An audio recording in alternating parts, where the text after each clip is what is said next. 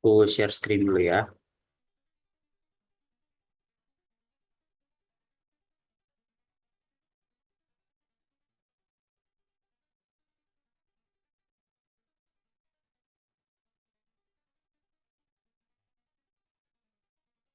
Oke, Oke, gimana? sudah Aman dok? jelas aman dok. Aman ya? Oke deh. Sip, bismillahirrahmanirrahim. Assalamualaikum warahmatullahi wabarakatuh. Selamat sore ya teman-teman Sobat Medi. Ini udah ada 345 ya partisipannya. Oke deh. Sebelum perkenalkan kembali, aku Yusuf dari FKW 2017. Jadi terima kasih banyak Dokter Desi atas perkenalannya ya. Jadi kayak kata Dokter Desi tadi, kita akan bahas 10 soal ya dok. Nanti selama 10 soal kalau ada mau nanya tinggal di kolom chat, nanti kita bahasnya per soal ya dok. Nah tapi mungkin nanti di limit mungkin 3 ya maksimal, biar kita nggak kemalaman ya selesainya. Oke, kita mulai aja langsung nomor 1 ya dok. Nomor 1, terapi yang paling tepat. Oke, kalau misalkan PPD biasa ya jawabnya itu bacanya itu baca yang soal dulu ya, biar nanti kalian tahu fokusnya mau kemana. Kalau ini kita fokusnya ke terapi. Nah, langsung baca Fignet-nya. Perempuan 32 tahun ke puskesmas, katanya ada lemes udah 3 bulan. Ada juga sering haus, sering BAK, sama terutama malam hari ya, di malam harinya. Dari PEV, tanda vital dalam batas normal. IMT-nya 29, dari pemeriksaan lab, GDS-nya 180, GDP-nya 130, GD2 PP-nya 210, HbA1c-nya dia 7,3. Yuk. Oke, ini udah banyak yang ngejawab juga dok. Silakan teman-teman dijawab di polling. Kira-kira terapi apa yang paling tepat untuk kasus pertama kita? Saya izin endpoll ya teman-teman di 1 menit nanti ya. Ini masih ada 10 detik lagi. Silakan teman-teman.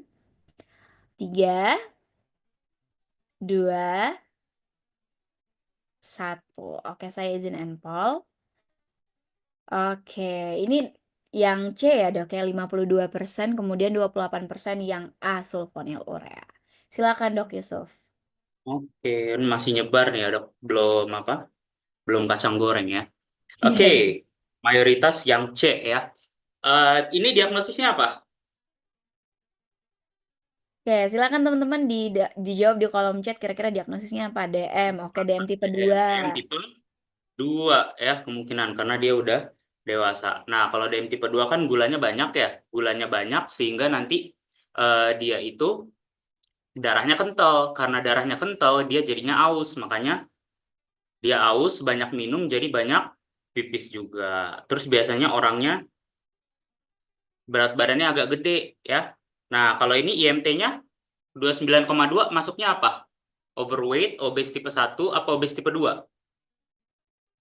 Pinter, nice. Obes tipe 1 ya. Cut off-nya 25 karena udah 25 ke atas ya. Nah, terus dari GDS-nya dia kalau mau dibilang DM harus berapa GDS? 200. Mantap. Kalau GDP berapa? Bisa kita bilang DM? 126. Oke, sama dengan ya. Kalau GD2PP 200 juga. Sip. HbA1c 6,5. Oke, berarti dia udah lewat ya untuk diagnosis DM-nya ya. Jadi bisa dibilang sebagai DM. Berarti betul DM tipe 2. Nah, DM tipe 2 ini kan dia masalahnya di insulinnya ya. Makanya obat-obatannya itu yang kita utamakan biasanya adalah untuk insulinnya, ngefek ke insulinnya. Kalau DM tipe 2 yang terjadi itu adalah resistensi insulin relatif. Jadi insulinnya ada, cuma nggak bisa dipakai atau fungsinya jelek. Misal, untuk memasukkan gula dari darah ke sel, itu kan harus ngelewatin gerbang tuh, ya, gerbangnya namanya GLUT. Nah, untuk membuka gerbangnya, kita pakai kunci namanya insulin. Nah, insulinnya tadinya kalau orang normal, satu kunci bisa ngebuka satu gerbang. Itu orang normal. Tapi pada orang DM tipe 2, karena dia gulanya ketinggian, banyak minum boba, banyak makan apa yang manis-manis gitu ya, gula, eh, akhirnya apa? Gulanya kebanyakan, insulinnya kerja terus. Karena insulinnya kerja terus, bayangin aja kalian disuruh jaga IGD 24 jam selama 7 hari. Ya kalau nggak pingsan, kalian yang jadi pasien IGD ya. Nah, kalau dipaksa kerja kayak gitu terus, akhirnya insulin ngambek. Karena insulin yang ngambek, tadinya satu kunci buat satu gembok, sekarang untuk ngebuka satu gerbang, itu perlu 10 kunci. Jadi sebetulnya insulinnya itu ada, cuma sekarang fungsinya berkurang, efektivitasnya berkurang. Nah, makanya dia defisiensi insulin relatif. Nah, kalau gini, first line yang pertama kali kita coba untuk obat oral itu adalah biguanid, ya. Biguanid ini difungsikan sebagai sulfonilurea, mabok. Insulin sensitizer. Sensitizer. Jadi membuat insulin itu jadi lebih sensitif ya. Kalau tadinya misal dia satu gembok perlu 10 kunci, sekarang dikurangin jadi misal satu gembok perlu 2 kunci aja. Nah, itulah fungsinya biguanid. Jadi cocok buat patofisiologi DM tipe 2. Yang paling cocok itu biguanid untuk patofisiologinya. Makanya pilihan utamanya first line-nya adalah biguanid. Apa yang terkenal biguanid yaitu metformin. Makanya di setiap puskesmas itu kita pakainya metformin banyaknya ya yang tersedia. Itu makanya kasihnya metformin, metformin. Kalau metformin nggak mempan, biasanya ujung-ujungnya baru nih tambah sulfonilurea ya. Kalau misal dia pakai metformin aja nggak cukup, perlu 2 gitu. Nah, terus sulfonilurea ini juga betul tadi ada yang nyebut ya. Dia nambah berat badan. Kalau misal dia apa namanya udah berat badannya tinggi, kalau kalian langsung kasih sulfonilurea bisa jadi makin tinggi lagi berat badannya, kan itu nggak baik ya. Oke, sip, mayoritas sudah benar sih ya, cuma belum kacang gorengnya. Nah, ini untuk tata laksananya ya. Kalau ditanya first line-nya apa, sebetulnya DM tipe 2 tuh first line-nya adalah modifikasi gaya hidup. Kurangin gula ya, maksimal tuh 50 gram tuh mentok banget per hari ya. Kalau mau ini 4 sendok makan ya, olahraga 3 sampai 5 kali per minggu ya. Ini memang ngomong doang dilakuin sendiri sama dokternya nggak tahu deh. Nah, kalau untuk HbA1c itu dia dipakai untuk cut off kita mulainya terapinya apa. Misal baru ketemu pertama kali. Dapat HbA1c-nya 6. Nah, 6 mah belum ya. Misal dapat HbA1c-nya 7. Nah, itu kita pakainya monoterapi aja dulu ya. Dan yang utama adalah metformin. Kalian kasih metformin selama 3 bulan, evaluasi selama sebulan. Ya, setiap 1 bulan tuh evaluasi. Kalau misal udah pakai metformin, kalian coba dulu 2 kali 500 gitu ya, 2 kali 1. Terus dia belum mencapai target nih. Targetnya berapa? 7%. Dia belum mencapai target sampai 7%. Boleh kalian naikin jadi 3 kali 500.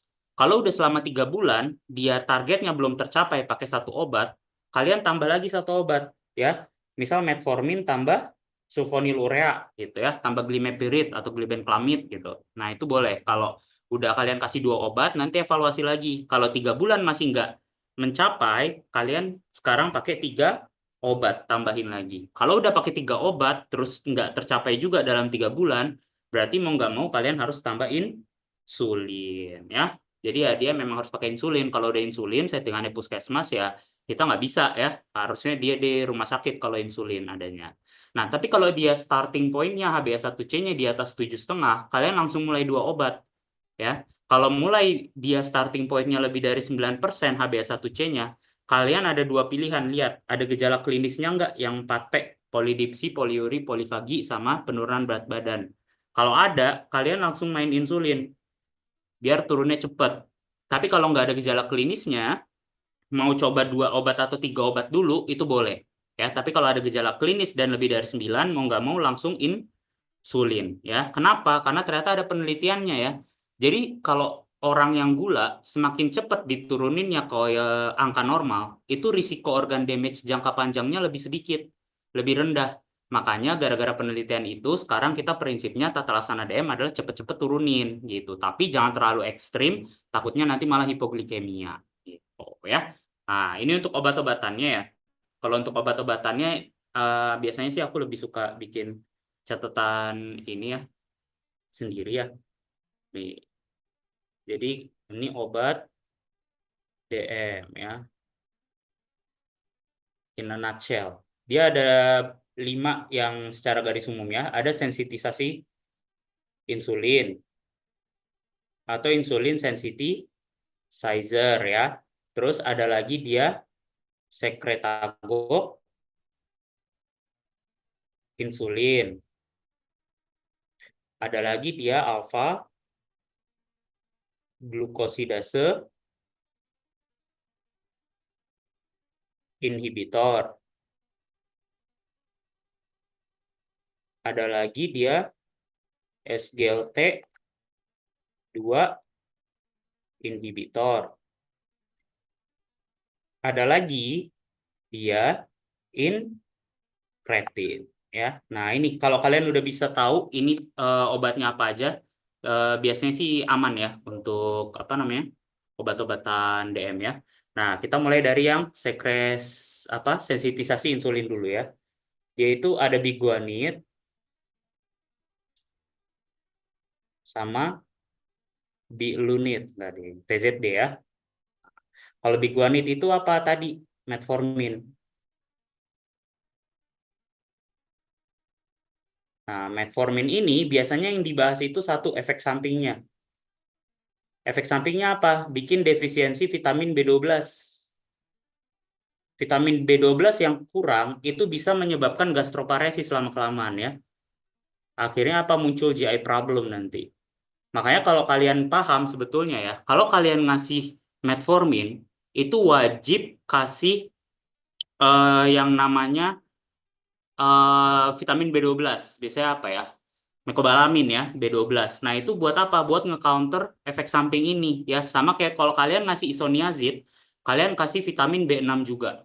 Nah, itu sama kayak gitu ya. Jadi kalau kalian kasih metformin, kasih B12. Kalau mungkin di puskesmas nggak ada gitu B12, kasih aja B kompleks. Yang penting vitamin B tuh masuk gitu ke pasiennya ya. Biar jangan sampai dia ada defisiensi vitamin B12 ya.